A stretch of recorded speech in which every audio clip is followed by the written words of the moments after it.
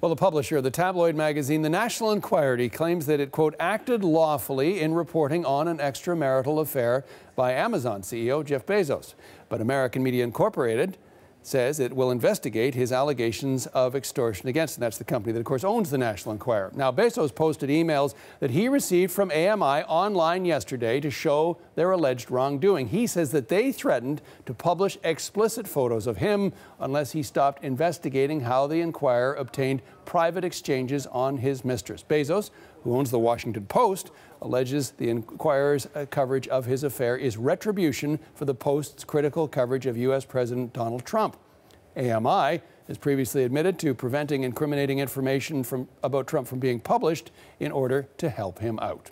Okay, a lot to unpack there. For more on this, we've reached out to Julia Manchester, and she's a reporter from the Hill newspaper in Washington. Kindly agreed to join us to explain all that is going on here about what is going on between Jeff Bezos and the National Enquirer.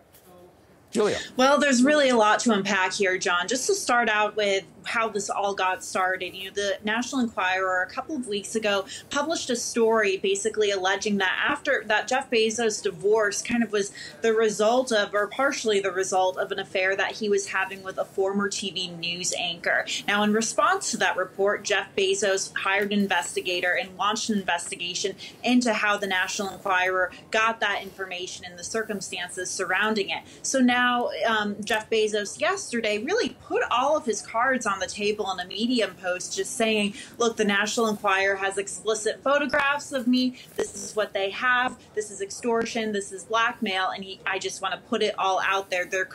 Suggested that there could be something politically up here. It's important to realize that the National Enquirer and the owner of AMI, David Pecker, is a longtime associate of President Trump. But David Pecker has also agreed to cooperate with the Southern District of New York's investigation into Trump's former attorney, Michael Cohen. So a lot to be muddled there. And, Pecker and Trump have had a good relationship in the past. There are reports that it soured in recent months since he agreed to cooperate with the Southern District of New York investigation. But now, the Washington Post, which is also owned by Jeff Bezos and Amazon, reported yesterday that there was no reason to believe that Bezos' phones were hacked because AMI reportedly has those text messages between Bezos and the love interest. But, they essentially said this could, in fact, be a government entity, which leads us to believe this could be politically motivated.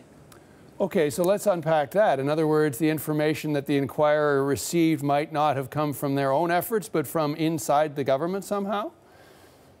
That's the suggestion, and that's what the Washington Post is suggesting. It's important to unpack President Trump's relationship with Jeff Bezos. Trump has frequently attacked the Washington Post, saying they are unfair to his administration and have unfair coverage. The Washington Post has really hammered back at Trump with their slogan, "Democracy dies in darkness," clearly a rebuttal of the Trump administration's treatment of the press. So that's not necessarily good for Trump. And, Trump has also shot back at Jeff Bezos. Bezos is set to open Amazon headquarters in Pentagon City, which is right outside of Washington, D.C. So Trump has also commented on that. So Bezos and Trump already have a very poor relationship. And that's what has led many to believe that Pecker is acting on, or AMI is acting on, politically motivated terms.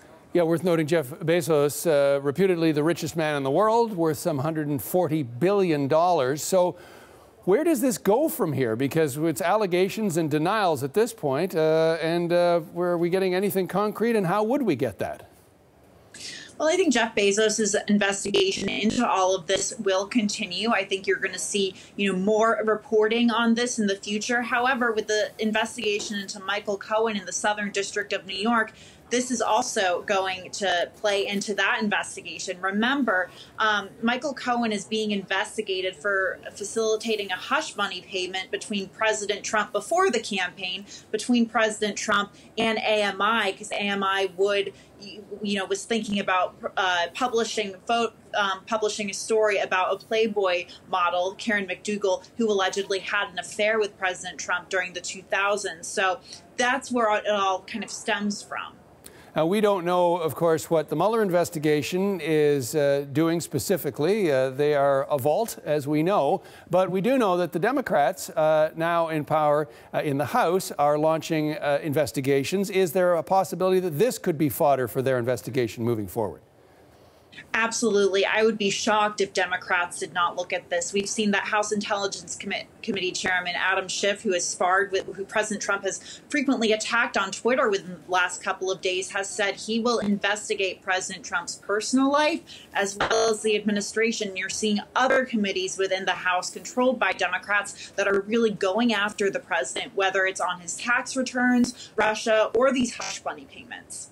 And meanwhile, we're watching today as Acting Attorney General Whitaker is due to address members of the elected body and to see whether we get any answers or questions in that regard, especially when it comes to this case. Julia, thanks for helping us walk through all the labyrinthine aspects of this story that is far from over. Really appreciate your time.